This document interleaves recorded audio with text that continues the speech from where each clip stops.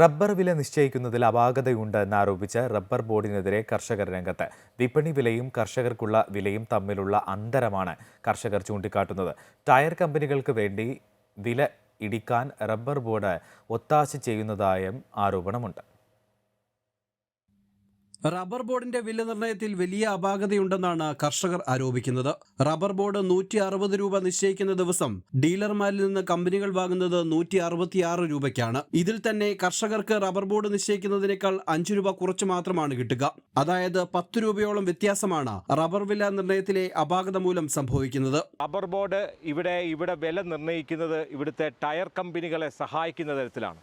വിപണിയിൽ 166 മുതൽ 167 രൂപയ്ക്ക് വരെ വിൽപ്പന നടക്കുമ്പോൾ പോലും റബ്ബർ ബോർഡ് ഇടുന്നത് 163 രൂപ 50 പൈസ 164 രൂപയായി താഴെ ഒരു വിലയ്ക്കാണ് ഇടുന്നത്.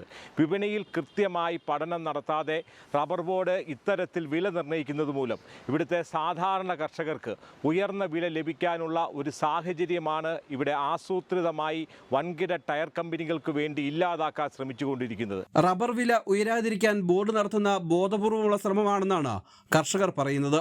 അന്താരാഷ്ട്ര വിലയിലെ മാറ്റത്തിനനുസരിച്ച് റബ്ബർ ബോർഡ് വില നിശ്ചയിക്കുന്നില്ലെന്നും ആരോപണമുണ്ട്. എല്ലാം ടയർ കമ്പനികൾക്ക് വേണ്ടിയാണെന്നും കർഷകർ ആരോപിക്കുന്നു. റബ്ബറിന്റെ താങ്ങുവില വർദ്ധിപ്പിക്കണമെന്നാവശ്യപ്പെട്ട് സംസ്ഥാനത്ത് കടുത്ത പ്രതിഷേധം ഉയരുന്നതിനിടെയാണ് വില നിശ്ചയിക്കുന്നതിലെ അപാകത കർഷകർ ചൂണ്ടിക്കാണിക്കുന്നത്. ഏറെ പ്രതീക്ഷയോടെ നോക്കിയിരുന്ന കേന്ദ്ര ബജറ്റ് റബ്ബർ കർഷകരെ നിരാശപ്പെടുത്തിയതായും കർഷകർ ചൂണ്ടിക്കാട്ടുന്നു. അമൃത ന്യൂസ്, കോട്ടയം.